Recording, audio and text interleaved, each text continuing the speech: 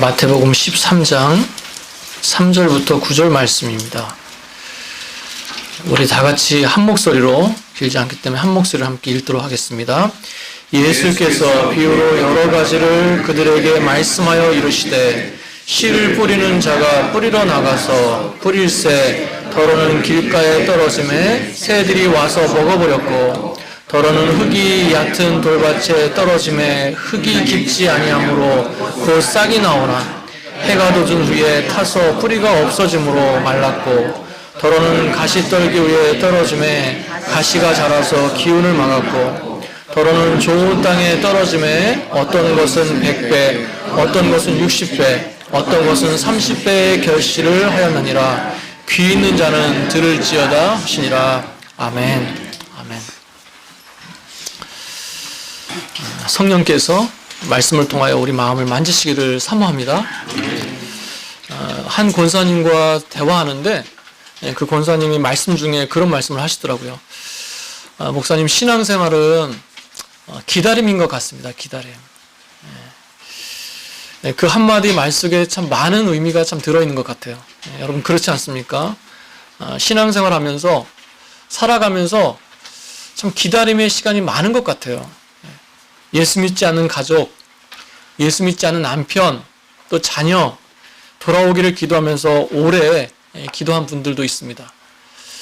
경제적인 상황이 좀 나아지길 기다리면서 나름대로 최선을 다하면서 또 기도하고 기다리는 분들도 계세요.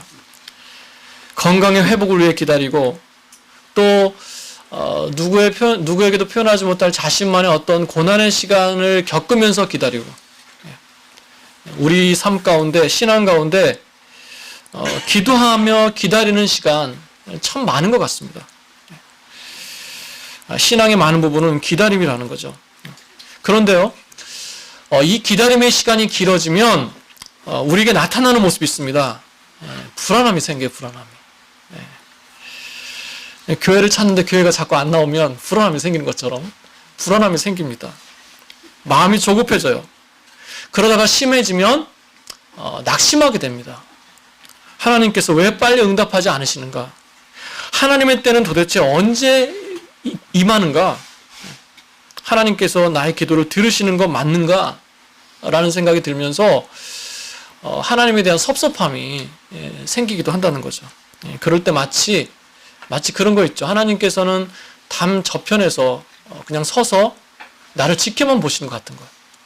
침묵하시는 것 같습니다. 그러면서 이대로 있다가 실패하는 거 아닌가? 그냥 이 모양 이 꼴로 있다가 끝나는 것 아닌가? 그런 답답함과 걱정에 붙들릴 때가 있더라는 거예요. 그걸 뒤돌아보면요, 그런 어려움은 이렇게 겹쳐서 올 때가 많은 것 같아요. 건강도 힘든데 경제적으로 힘들고요. 또 신앙적으로도 영적으로도 힘든데 관계가 깨어지고요. 이렇게 몰아듯이 오는 경우가 많아요. 그래서 힘들 때 어떤 일이 터지면 어떻습니까? 가슴부터 철렁해요. 내가 이거를 이길 수 있을까? 또 내가 어떻게 이겨내야 되나? 그런 답답함과 염려 가운데 있을 때가 있다는 것입니다. 여러분, 그런데요, 예수님의 제자들도 그랬던 것 같습니다. 예수님이 2년 반 동안 3년 동안 공생의 기간 동안에 2년 반을 열심히 제자들이 따라다녔어요. 그냥 따라다녔습니까? 온갖 치유와 기적을 가장 가까이에서 생생하게 체험하면서 따라다녔어요. 예수님의 그 생명력 있는 그 생생한 말씀을 라이브로 옆에서 들으면서 따라다녔습니다. 참 대단한 시간을 예수님과 보냈어요. 그런데 기다림의 시간이 길어지니까 불안해졌습니다. 의구심이 생겼어요. 도대체 언제까지 이렇게 떠도는 인생을 살아야 되는가? 예수님께서 예루살렘에 가셔서 왕으로 세워지긴 세워지는 건가? 하나님의 나라가 오긴 오는 건가? 그런 의심과 불안한 마음이 싹트기 시작했다는 것입니다. 심지어 예수님이 뭐라고 하십니까? 표적을 구하는 사람들에게 요나의 표적밖에는 너희에게 보여줄 게 없다, 이런 말씀도 하시고요. 아직은 제자들이 도저히 이해되지 않는 부분인데 십자가에 대해서 말씀하시면서 곧 죽을 것처럼 말씀하시는 거예요. 곧 자신들을 떠날 것처럼 말씀하세요. 그러니까 그런 얘기를 들을 때마다 이해도 되지 않을 뿐더러 자꾸 마음이 불안한 거예요. 의구심이 드는 것입니다. 바로 그때 예수님께서 오늘 본문의 이 씨 뿌리는 비유의 말씀을 그들에게 전해주시는 거예요. 우리가 수없이 들어서 너무나도 잘 알고 있는 비유예요. 마음밭이라든가 마음밭을 짓게 된다라든가 여러 가지 말씀들이 많이 있는데 그 중에 중요한 것이 한 가지가 있습니다. 중요한 메시지가 하나 있어요. 하나님의 나라는, 하나님의 때는 반드시 온다라는 것입니다. 하나님의 때는 온다는 거예요. 여러분, 그래서 무엇인가 기다리면서 우리가 낙심과 염려에 붙들리고 불안에 붙들리게 될 때 우리가 이 말씀을 통해서 더 집중하고 붙잡아야 될 것들이 있다는 거예요. 그 중에 세 가지가 있습니다. 오늘 마태복음 13장의 비유를 보면 비유의 뼈대가 되는 단어가 세 가지가 나와요. 뭡니까? 씨앗과 밭과 씨 뿌리는 농부예요. 이 세 가지의 핵심 단어를 통해서 예수님께서 비유를 하고 계시는 거거든요. 첫 번째입니다. 우리가 오래 기다릴 때, 그래서 무엇인가 더디 이루어지는 것 같아서 불안하고 걱정이 많아질 때, 그때 무엇을 붙잡아야 돼요? 씨앗을 붙잡아야 됩니다. 여러분, 이 씨앗은요, 우리가 잘 아는 것처럼 말씀을 의미합니다. 제가 여러 번 나눴던 말씀이에요. 참 좋아하는 말씀인데 시편 107편 19절부터 20절에 이런 말씀이 있습니다. 이에 그들의 고통 때문에 여호와께 부르짖음에 그가 그들의 고통에서 그들을 구원하시되 그가 그의 말씀을 보내어 그들을 고치시고 위험한 지경에서 건지시는도다. 시편 107편입니다. 내가 고통 때문에 하나님께 막 부르짖었어요. 하나님 살려주세요. 나를 좀 구원해주세요. 마음이 무너지고 위급함을 당해서 그 고난 가운데 있을 때 하나님께 구해달라고 부르짖었습니다. 그랬더니 하나님께서 외면하지 않으시고 응답하시고 구원하셨어요. 그런데 그 구원의 방법을 자세히 들여다보면 뭐라고 말씀합니까? 말씀을 먼저 보내셨대요. 말씀을 보내어 그들을 고치시고, 그러니까 말씀을 먼저 보내셨다는 거예요. 우리가 생각할 때 어려움이 있으면 먼저 구해지기를 구하잖아요. 해결되기를 구하지 않습니까? 나를 먼저 고치는 게 먼저 아닙니까? 우리가 그렇게 기도해요. 하나님, 나를 구원해 주세요. 이 문제를 치워주세요. 우리가 그렇게 기도합니다. 그런데 말씀은 그렇게 얘기하고 있지 않아요. 하나님께서 나에 대해 가장 먼저 취하는 조치가 뭐냐면 가장 먼저 말씀을 보내신대요. 그 말씀을 보내신 다음에 그들을 고치시고 그들을 위험한 지경에서 건지시더라는 것입니다. 이게 아버지의 방법이고요. 순서라는 거예요. 놀랍지 않습니까? 문제의 해결이 먼저가 아니라 말씀을 보내신다. 그러니 이 말씀이 얼마나 중요한 거예요. 중요하니까 먼저 보내신 거 아니겠습니까? 그것이 정말 나를 살릴 수 있으니까, 나를 살리니까 먼저 보내시는 거예요. 여러분, 굉장히 중요합니다.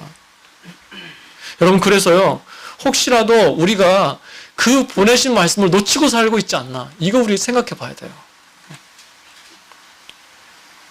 가장 중요한 것을 놓치는 것일 수 있다는 것입니다. 반대로요, 내게 어떤 어려움이 있다면, 그래서 내가 기도하고 있다면 분명히 하나님께서 나에게 먼저 보내주시는 말씀이 있다는 거예요. 그 말씀이 나에게 있다는 것을 우리가 기억해야 된다는 것입니다. 그리고 그 말씀 찾기를 구하고요, 노력해야 된다는 거예요. 하나님께서 왜 먼저 말씀을 보내십니까? 그 말씀은요, 생명력이기 때문에 그래요. 생명력. 말씀은 생명력입니다. 왜 씨앗에 비유했습니까? 씨앗은 생명력이에요. 생명력. 하나님의 말씀은 생명력 자체입니다. 그 말씀으로 나를 지으셨고, 그 말씀으로 나를 부르셨고, 심지어 그 말씀 자체가 하나님이세요. 요한복음 1장 1절에 뭐라고 얘기하고 있습니까? 태초에 말씀이 계시니라. 이 말씀이 하나님과 함께 계셨으니 이 말씀은 곧 하나님이시니라. 말씀이 하나님이시래요. 얼마나 생명력이 있겠어요. 여러분, 여름이라 수박 많이 드시죠? 수박씨 있잖아요. 수박씨. 그 수박씨가 너무 작지 않습니까? 근데 그 수박씨를 심을 때 그 수박씨를 이렇게 압력으로 누르는 흙의 무게가요, 수박씨 무게의 20만 배래요. 20만 배. 20배가 아니라 200배가 아니라 20만 배래요. 여러분 믿겨지십니까? 제가 궁금한 건 못 참잖아요. 그래서 제가 막 찾아봤습니다. 보통 씨앗의, 가벼운 씨앗의 무게가 한 10mg 정도 된대요. 그리고 그 씨를 덮는 흙의 부피를 제가 한번 그냥 제 개인적인 생각으로 헬프 갤런 정도 우유 팩 정도로 생각했어요. 그래서 그걸 따져보니까 한 178만 mg 정도 돼요. 그러니까 약 18배 정도 된, 18만 배 정도가 됩니다. 그러니까 예전에는 수박씨를 더 깊고 넓게 심었대요. 그러니까 흙의 무게가 더 많을 거라는 거죠. 그러니까 20만 배 맞습니다. 그 20만 배 흙을 뚫고 나오는 것이 뭐예요? 씨앗의 힘이에요. 생명력이에요. 말씀은 마치 씨앗과 같다는 거예요. 그래서 말씀은 생명력 있고 살아있습니다. 히브리서 4장 12절에 뭐라고 말씀합니까? 하나님의 말씀은 살아있고 활력이 있어 좌우의 날선 어떤 검보다 예리하여 혼과 영과 및 관절과 골수를 찔러 쪼개기까지 하며, 살아있어요, 말씀은. 그래서 그 생명력 있는 말씀을 우리에게 가지라고 말씀하십니다. 에베소서 6장 17절에 구원의 투구와 성령의 검 곧 하나님의 말씀을 가지라. 말씀을 가지라. 생명력 있는 말씀을 가지라는 거예요. 여러분 그런 이야기도 많이 들어보셨잖아요. 기독교를 공격하기 위해서 기독교의 어떤 허구를 증명하기 위해서 성경을 보기 시작했다가 말씀을 보다가 하나님을 만나고 예수 믿게 됐어요. 또 그냥 힘들어서 지쳐서 정말 너무 어려워서 지나가다가 찬송 소리가 교회에 들렸다가 선포되지는 말씀을 통해서 그 마음이 변하고 그 인생이 변하는 그런 스토리. 정말 세상에서 용서받을 수 없는 아주 극악한 죄인이었는데 감옥에 넣어져 있는 그 성경책 한쪽을 보고 하나님을 만나서 그 인생이 바뀌게 되는, 무엇입니까? 다 말씀의 힘이라는 거예요. 말씀이 변할 것 같지 않았고 변할 수 없을 줄 알았던 그 심령에 생명의 말씀이 떨어지니까 살아계신 하나님을 만나게 되고 그 성품과 인격이, 그 영이 바뀌더라는 것입니다. 여러분 순전히 말씀 자체만으로도요 그 심령이 살아나더라는 거예요. 여러분 기다릴 때, 하나님이 멈추게 하실 때 무엇보다 이 생명력 있고 살아있는 우리가 말씀에 붙들려야 될 줄로 믿습니다. 아멘. 더욱 말씀에 집중해야 될 줄로 믿습니다. 여러분 그것이 나를 살리는 것이고요, 나를 건지시고 구원하시는 시작이라는 것입니다. 그래서 하나님께서 어떻게 하시느냐? 말씀을 우리에게 주세요. 그래서 말씀은 생명력이라고 그랬죠. 그 생명력 있는 말씀과 내 심령이 동일하게 하세요. 그러니까 말씀의 생명력이 나의 생명력이 되게 하신다는 것입니다. 시간이 지나면 지날수록 그 말씀의 생명력과 나의 영혼의 생명력이 동일하게 하신다는 거예요. 그러면 우리가 해야 되는 것은 무엇입니까? 매 순간순간 끊임없이 말씀을 채워넣기를 힘써야 된다는 거예요. 내 영혼에, 내 심령에 생명력 있는 말씀을 집어넣고 그 말씀을 집중하는 것, 바로 그것이 우리가 말씀의 생명력을 가질 수 있는 이유라는 것입니다. 사랑하는 여러분, 그래서 제가 또 말씀드립니다. 앞으로 수십 번 말씀드릴 거예요. 정석은 없습니다. 다른 길은 없어요. 정석은 말씀 붙들고 따라가는 것입니다. 말씀 붙들고 따라가는 거예요. 목회자 의지하지 마세요. 사람 의지하지 마십시오. 어떤 훌륭한 시스템 의지하지 마세요. 분명히 그것은 또 다른 실망과 또 다른 기다림의 시간을 줄 수 있습니다. 말씀 붙들고 가시길 바랍니다. 여러분 누구라도요 기다림의 시간이 있어요. 그렇죠? 아무리 믿음이 좋아도요 인생의 굴곡이 있습니다. 심령이 약해지는 것 충분히 있을 수 있어요. 누구라도 그럴 수 있습니다. 거기까지는 똑같아요. 하지만 그 심령에 무엇을 채우느냐, 무엇을 채우기 위해 힘쓰느냐가 바로 승부를 가르게 되는 것입니다. 거기에서 차이가 나는 거예요. 여러분 말씀을 채우시기 바랍니다. 아멘. 특별히 나에게 주신 약속의 말씀, 생명의 씨앗을 발견하고 채우시길 바랍니다. 아멘. 내 영혼에 그 생명력 있는 말씀을 자꾸 집어넣을 때 내가 살아나고 이길 수가 있습니다. 아멘. 그래서 이 말씀이 선포되는 말씀이 있는 예배 자리에 계속 나와야 되는 거예요. 어떻게든 말씀에 대한 소문. 제가 이번 주에 참 너무 감사하고 좋았어요. 우리 로마서 시작하면서 금요일에 하는데 지금 같지는 않지만 그래도 가득 차게 오셨어요. 그래서 제가 느낀 게 뭐냐면 말씀에 대해서 사모함이 있으시구나. 너무 감사한 것입니다. 건강한 것입니다. 교회가 건강한 거예요. 자꾸 말씀 안에 거하는 그런 노력들과 열정들이 우리 속에 있어야 될 줄로 믿습니다. 또 한 가지 여러분에게 말씀을 나누고 싶은 것은 우리에게 주신 순간순간 우리에게 주시는 말씀들이 있어요. 그런데 우리 삶을 뒤돌아보면 내 인생을 통해서 나 개인에게나 우리 가정에게나 계속해서 반복적으로 주시는 약속의 말씀이 있어요. 한번 찾아보십시오. 분명히 있습니다. 늘상 내 삶에 힘들 때나 어떤 때나 기준이 되게 하시는 말씀이 있어요. 내 인생을 통해 변함없이 주시는 말씀. 내가 너를 지킬게 라든가 내가 너를 놓지 않을게. 내가 너의 가정을 온전히 구원할게 라든가 내 인생을 통해서 계속 반복해서 주신 약속의 말씀이 있습니다. 변함없이 주시는 그 약속의 말씀. 여러분 그 말씀 붙들고 가시기 바랍니다. 그것이요. 그 말씀에 대해서 흔들리지 마세요. 반드시 하나님께서 내가 이 땅을 살아가는 동안 그 말씀대로 이루실 거예요. 하나님의 약속입니다. 자, 두 번째로 우리가 오래 기다릴 때 무엇인가 더디 이루어지는 것 같아서 불안하고 걱정이 많아질 때 또 무엇을 붙잡아야 됩니까? 밭을 붙잡아야 돼요. 밭을 점검하고 집중해야 됩니다. 이 밭은요, 우리가 잘 알고 있는 것처럼 마음밭입니다. 마음밭. 오늘 본문 말씀에 네 가지 밭을 말씀하고 있죠. 길가에 있는 밭, 돌짝밭, 또 가시밭, 옥토밭. 이 네 가지 밭입니다. 우리가 잘 알고 있는 것처럼 이 네 가지 밭은 우리의 영혼의 태도를 말씀하고 있어요. 우리 심령의 태도를 말씀하고 있습니다.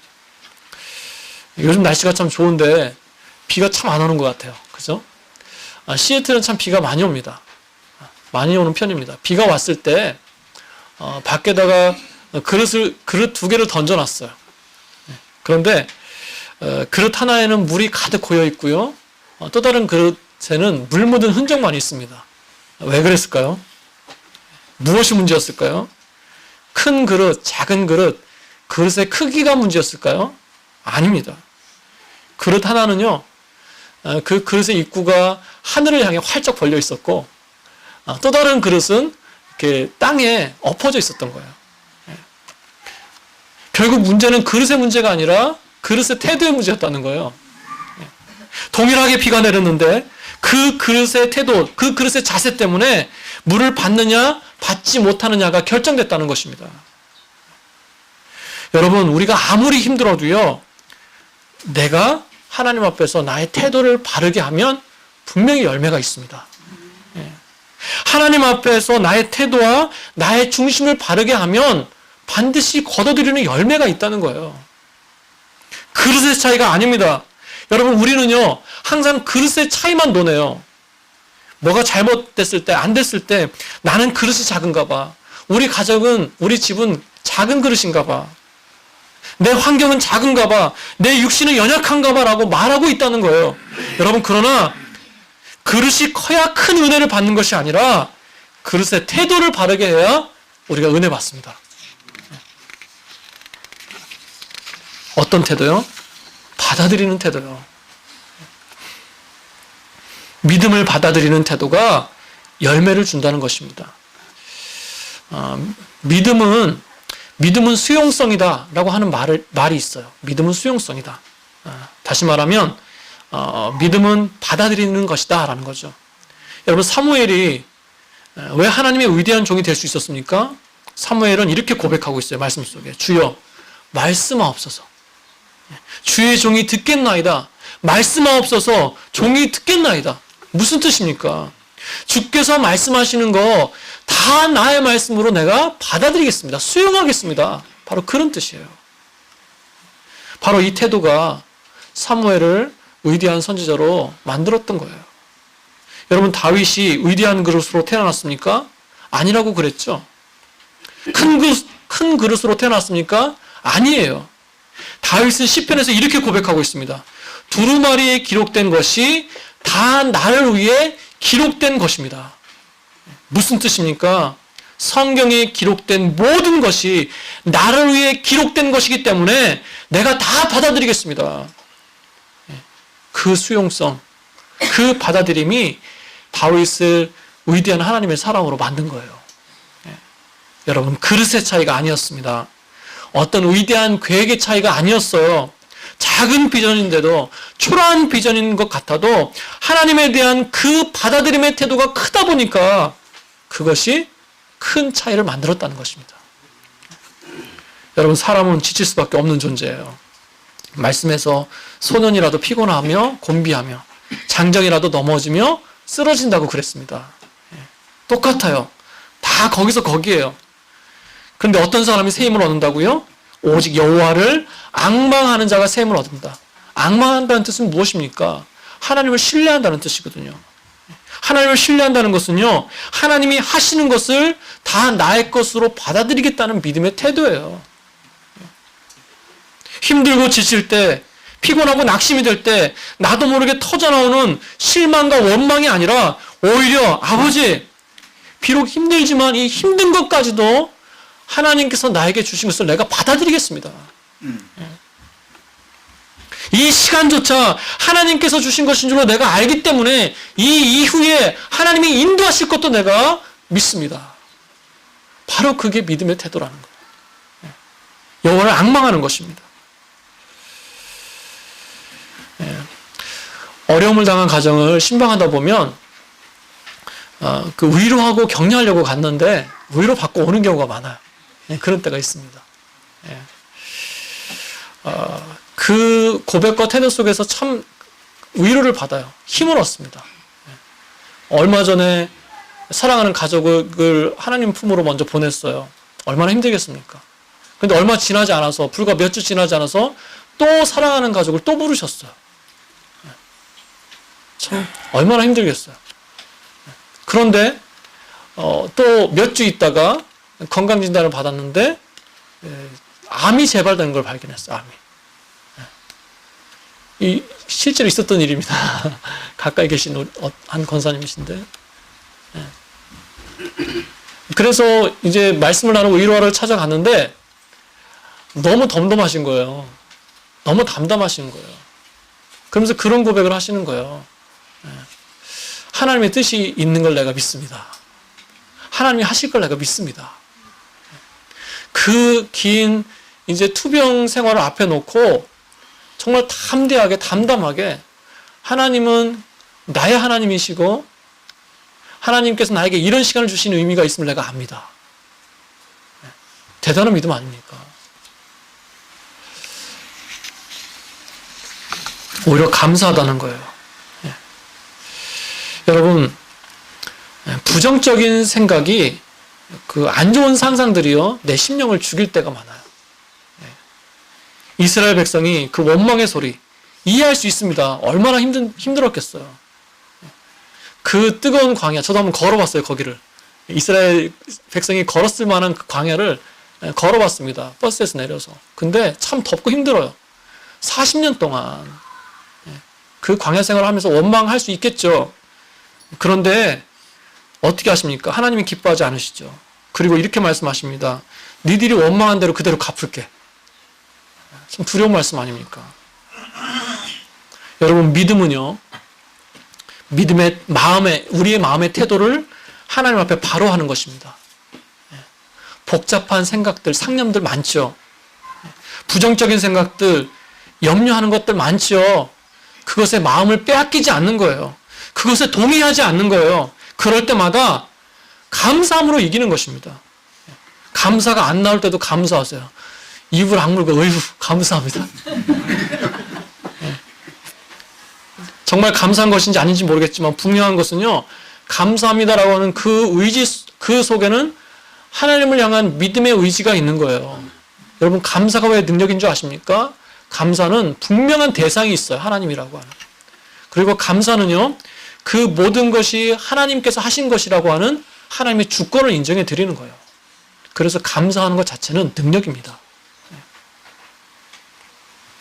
마가복음 11장 24절에 이렇게 말씀합니다. 그러므로 내가 너희에게 말하노니 무엇이든지 기도하고 구하는 것은 받은 줄로 믿으라. 받을 줄로 믿어라. 이렇게 말씀하고 있잖아요. 이미 받은 줄로 믿으라. 이미 받은 줄로 믿어라. 받은 줄로 믿고 미리 믿고 나가는 그 마음의 태도, 여러분, 그것은 믿음입니다. 믿음.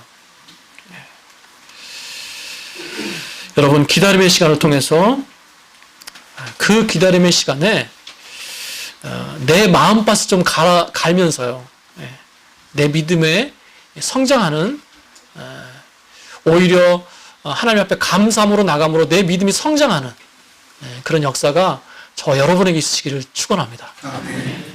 마지막 세 번째입니다. 우리가 오래 기다릴 때, 무엇인가 더디 이루어지는 것 같아서 불안하고 염려될 때 씨 뿌리는 농부를 붙들어야 됩니다. 씨 뿌리는 농부는 누구죠? 하나님이시죠. 하나님이십니다. 그러므로 다시 표현합니다. 다시 얘기하면 주도권을 하나님께 맡기면 열매를 맺습니다. 주도권을 하나님께 맡기면 열매를 맺습니다. 오늘 본문 말씀 속에 참 이상한 농부가 등장해요. 이 농부는요, 씨를 아무데나 막 뿌립니다. 뭐 세상에 이런 농부가 어디 있겠어요. 씨가 얼마나 비싸고 귀한 것인데 아무데나 막 뿌려요. 우리 한국의 부지런한 농부들 같으면 이렇게 하지 않았을 거예요. 그런데 왜 낭비하듯 뿌렸습니까? 실수였나요? 아닙니다. 일부러 그랬다는 거예요. 일부러. 예수님 당시에 이스라엘 땅은요, 우리가 생각하는 것처럼 뭐 옥토가 있고 또 길가밭이 있고 가시밭이 있고 돌짝밭이 있고 이렇게 구분되어 있지 않았어요. 이 네 가지 밭이요, 다 섞여 있었어요. 정리가 되어 있지 않았다는 것입니다. 그래서 당시에 농부들이 농사를 지을 때 어떻게 했냐면 씨앗을 등에 매요. 등이나 이 옆에 맵니다. 그리고 그 끝에 구멍을 뚫어요. 그리고 그걸 들고 다니면서 옥토가 나오면 그걸 열어서 씨를 뿌리고요. 돌짝밭이 나오면 그것을 이렇게 잡습니다. 그래서 씨가 떨어지지 않게 하는 거예요. 열었다 닫았다 하면서 씨를 뿌렸다는 거예요. 그러니까 무슨 말입니까? 농부가 충분히 씨 뿌리는 걸 잘 뿌릴 수 있도록 조절할 수 있었다는 거예요. 그런데 그러지 않았다는 것입니다. 그러니까 실수가 아니었다는 거예요. 그렇다면 왜 예수님께서는 그 농부들의 그 생활을 알고 있는 이스라엘 백성에 이런 비유를 하셨습니까? 바로 씨 뿌리는 농부는 일부러 그렇게 하고 있어요. 일부러 네 가지 밭에 씨를 뿌리고 있는 거예요. 그 이유가 무엇입니까? 바로 농부가 이 네 가지 밭을 다 사용하기 위함이래요. 이게 마음에 다가오십니까? 하나님께서는, 농부는 길가도 밭으로 만들고 싶어서, 돌짝밭도 밭으로 만들고 싶어서, 가시떨기 밭도 밭으로 만들고 싶어서 일부러 씨를 뿌렸다는 거예요. 실수가 아니라는 것입니다.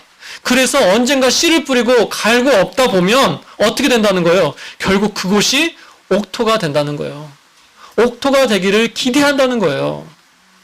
바로 농부 자신의 의지, 바로 우리 아버지 하나님의 의지를 말씀하고 있는 것입니다. 여러분, 밭의 성질도 참 중요하죠. 우리가 다 잘 받아들이는 옥토가 되어야 될 텐데, 솔직히 인정하면 글쎄요, 나는 그렇게 좋은 밭인 것 같지 않습니다. 예수님의 비유가 참 너무 정확해요. 여러분, 우리 마음은요, 우리의 삶의 태도는요, 이 네 가지 밭이 다 섞여 있습니다. 혼재되어 있어요.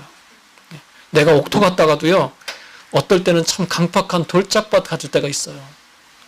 내가 옥토인 줄 알고 살았는데 어느 순간에 보니까 막 다른 사람을 찌르는 그런 가시밭 같은 심령일 때가 있더라는 것입니다. 나는 옥토라고 생각했는데 어느덧 오래 밟고 다녀서 딱딱해진 길가밭처럼 내 심령이 무뎌지고 딱딱해져 있더라는 것입니다. 여러분, 누구도 완전하지 않습니다. 다 섞여 있습니다. 아직 많이 부족하다는 것입니다. 여러분, 그런데 감사한 것은, 너무나 감사한 것은 이런 나의 밭의 성질보다 더 중요한 것이 있는데 바로 하나님의 의지라는 거예요. 어떤 의지요? 나를 옥토로 만드시겠다는 의지. 나를 사용하시겠다는 의지. 나를 갈아서 엎으셔서 다듬으시겠다고 하는 그 하나님의 의지. 그게 더 중요하다는 거예요. 그걸 이 비유를 통해서 하나님께서 말씀하고 계시는 거예요.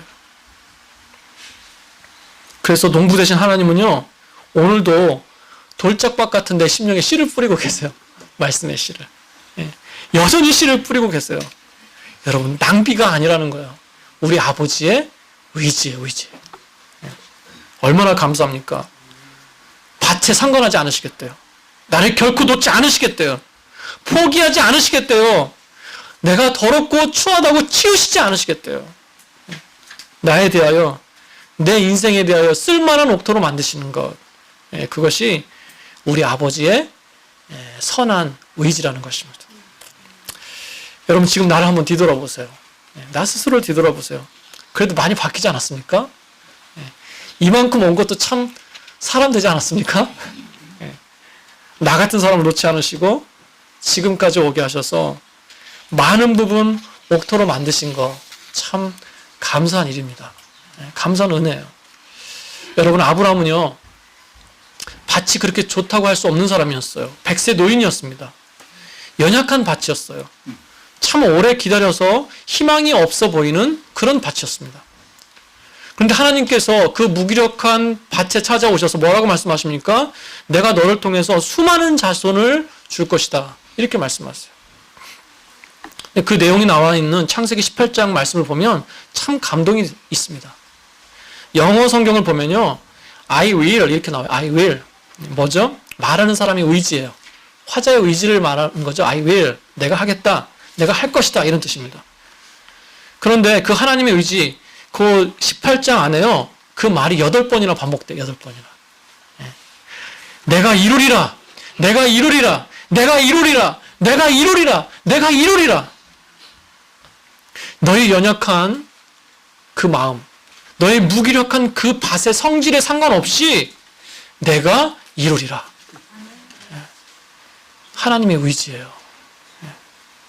하나님께서 이루시겠다는데 누가 막을 수 있습니까? 하나님이 주시겠다는데, 해결하시겠다는데 누가 막겠어요? 여러분, 우리의 연약한 밭을 하나님께서 하시겠대요. 하나님께서 하시겠다는데 내가 안 된다고 고집 부릴 수 있습니까? 내 연약한 믿음, 내 연약한 가정, 내 연약한 일터, 내 연약한 성격, 하나님께서 주도하시겠대요. 여러분, 그래서요, 당장 안 되는 것 같아도요, 더 기다려야 될 것 같아도요, 결국은 하나님께서 주도하시면 되는 줄로 믿습니다. 아멘. 그래서요, 믿고 맡겨드리는 거예요. 우리가 일이 안 되어지고 낙심할 때의 특징이 무엇입니까? 하나님이 이루리라. God will이 아니었어요. 내가 이루리라. I will이었습니다. 내가 무엇인가 하다가 내가 할 수 있다고 생각하다가 실패한 거 아니겠습니까? 내가 무엇인가 하려고 하다가 낙심한 거 아니겠어요?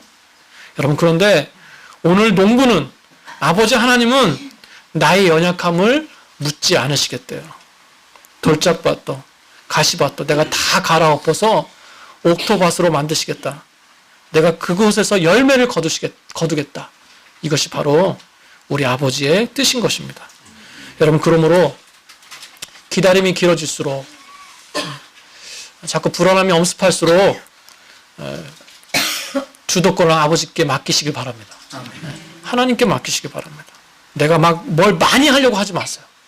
요즘 제가 자주 드릴 말씀이에요. 막 분주하지 마세요. 내가 막 많은 걸 하려고 하지 마시고 아버지가 하실 부분을 남겨드리세요. 그것도 믿음입니다. 내가 아니면 안 되는 게 아니에요. 내가 아니어도 돼요. 중요한 것은 아버지께서 하시는 거예요. 그러면 하나님께서 이루시는 그런 기쁨을 우리가 맛보게 될 줄 믿습니다. 여러분 오래 기다리셨어요? 혹시 그래서 많이 불안하고 염려하셨습니까? 개인적인 일로, 또 가정적인 일로, 또 어떤 일로 실패했다고 생각하시면서 좀 마음이 낙심해 계셨습니까? 여러분 꼭 기억하십시오. 아버지께서 주도하시면 됩니다. 아버지께서 인도하시면 됩니다. 너희 속에 착한 일을 시작하신 이가 그리스도 예수의 날까지 이루실 줄 우리가 확신하노라. 내 속에 착한 일을 시작하신 것도 하나님이시고 그것을 이루어 가시는 분도 하나님이시고 그것에서 열매를 주시는 것도 하나님이십니다.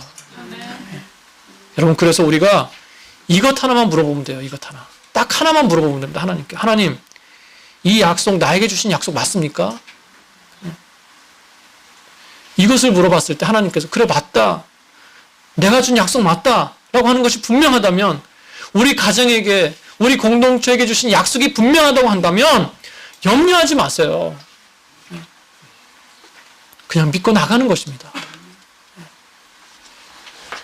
그럼 이제 뭐가 문제입니까?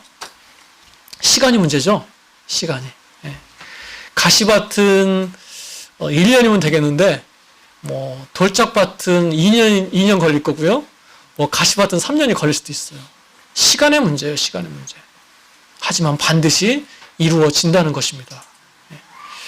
여러분 대나무는 한 번 심어지면 5년 동안 뿌리만 내린대요. 5년 동안. 그래서 이렇게 그 나무를 보면 저게 죽었는지 살았는지 모른대요. 꼭 죽은 나무 같대요. 그런데 그 5년이 지난 다음에 그 다음에 불과 6개월 만에 그 대나무가 15m, 25m 막 이렇게 자란다는 것입니다. 사랑하는 여러분, 얼마나 기다리셨습니까? 그래서 또 얼마나 지쳤고 또 얼마나 불안했습니까? 여러분, 그러나 그 시간을 그냥 견디어내는 것이 아니라 오늘 말씀처럼 오히려 그 시간을 통해서 생명력 있는 말씀에 더 가까이 가고 약속의 말씀에 붙들려 가야 될 줄로 믿습니다. 내 심령이 그 생명력 있는 말씀과 동일시되기까지 계속해서 내 심령에 말씀을 채워나가야 될 줄로 믿습니다. 또 오늘 말씀처럼 그 기다림이 길어질 때 내 마음에 있는 불평과 원망과 어떤 패배의식이 아니라 그렇게 방치하지 말고 오히려 더욱더 믿음의 태도를 우리가 바로 해야 될 줄로 믿습니다. 그리고 그렇게 기다리면서 자꾸 의지적으로 하나님께 맡겨드리고 하나님께 옮겨드리는 것. 그래서 하나님께서 이 일의 주인 되시고 주도하시도록 나의 일이 아니라 하나님의 일이 되도록 하는 것. 바로 그런 맡겨드림이 있어야 될 줄로 믿습니다. 그럴 때 언젠가는 마치 대나무처럼 25m, 30m의 큰 그런 성장함이 있고요. 비로소 오늘 8절의 말씀처럼 내 삶에 30배, 60배, 100배의 열매를 경험하는 그런 은혜가 저와 여러분에게 있으시기를 주님의 이름으로 축원합니다. 아멘. 아멘. 아멘. 우리 한번 이 시간 한번 기도했으면 좋겠습니다. 찬양해 주시고요. 이 말씀을 놓고 한번 기도했으면 좋겠어요. 하나님, 그렇습니다. 하나님 맞습니다. 제가 기다릴 때 무엇인가 불안할 때 하나님 말씀 붙들기를 원합니다. 내 마음을 바로 하길 원합니다. 내 주도권을 하나님 앞에 맡기기를 원합니다. 이 말씀 중에 내 심령에 박힌 말씀이 있을 거예요. 여러분 그것을 붙들고 이 시간 한번 기도했으면 좋겠어요. 하나님 그렇게 살게 해 주시옵소서. 그런 인생 되게 해 주시옵소서. 우리 한번 간절히 통성으로 함께 말씀을 놓고 기도하며 나가도록 하겠습니다. 기도하시겠습니다. 하나님 아버지 감사합니다. 주님